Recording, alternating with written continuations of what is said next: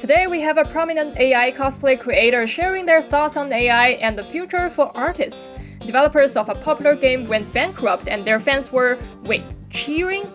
A dating sim now can track your menstrual cycle, and an iconic Nintendo game is being trademark hijacked. Welcome to today's PNN News, and I'm your host Pixi-Chan. We talk about interesting stories in the gaming world. Don't forget to like and subscribe. Let's get right into it. Recently, we interviewed PNN Industries, an artist that is famous for creating these stunningly realistic AI-generated cosplays. Yes, these are so realistic that when this creator uploaded their work to a website, the moderators thought they were real and moved their post to the actual real-life cosplay category. As a result, PNN Industries got a ton of attention and hype in less than 2 months.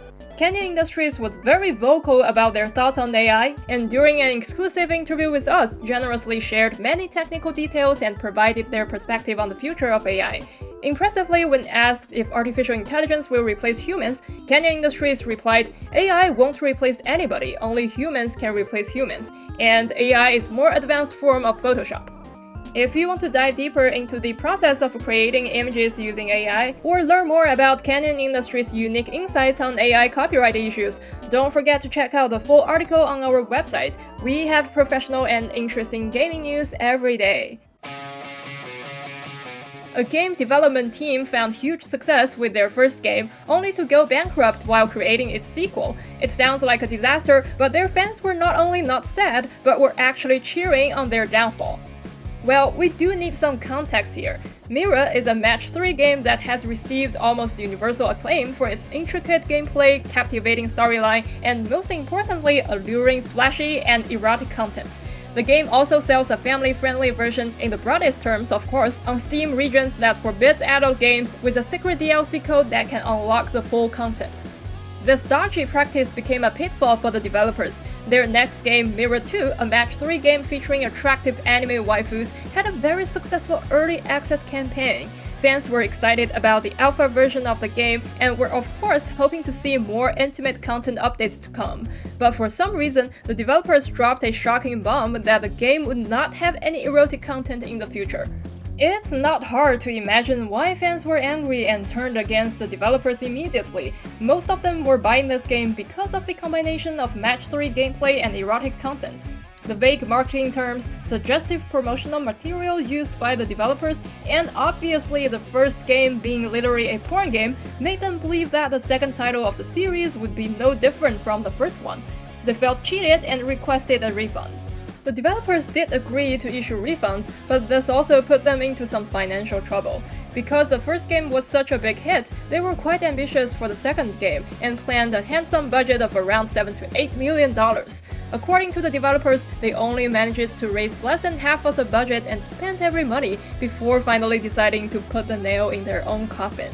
The original Mirror was such an indie phenomenon. Despite that, they kind of dug their own grave. Seeing them go down like this leaves a bitter taste in my mouth. We just hope no more promising indie developers make the same mistake, giving false hope or making promises they cannot keep. The chance to redeem yourself is not always guaranteed. In recent years, some dating simulation games incorporating real-life elements have gained a lot of popularity among players. It's not uncommon to see in-game characters give players holiday greetings, morning alarms, and even simulated private phone calls. And the dating simulation game For All Time, developed by NetEase, took this one step further and introduced a feature called Between Tides. It allows players to conveniently track their menstrual cycle changes if they want to. Following the trend of immersive intimacy, this function is far more than a simple date tracker, but can also trigger special dialogue and events from the male characters expressing their care and concern for the player. The experience has been generally well received, but some players also felt that the interactions would exacerbate anxiety when they are having a regular cycle, on top of data privacy and security concerns. Bringing dating sim gameplay closer to real life can indeed provide a more diverse experience, but maintaining boundaries while being intimate is something that both developers and players need to figure out together. Have you ever had your favorite game or movie suddenly change its name to something weird, like Super Guy instead of Superman on its release day? It sounds ridiculous, right? But it happens quite often. Recently, Chinese gamers discovered that the highly anticipated game Party Animals was suddenly renamed to Party Beasts in Chinese. The game is full of cute little animals engaging in funny violence, so the sudden change to beasts feels out of left field. So basically, after checking out some business websites, we found out that the Chinese trademark for Party Animals was snatched up by a company back in July 2020, and it wasn't until October 2022 that the developers of Party Animals finally managed to register Party Beasts in Chinese. At this point, I thought stealing the trademark of an indie game was the worst thing trademark thieves could do, but it turns out that they even dared to mess with a Nintendo's iconic game.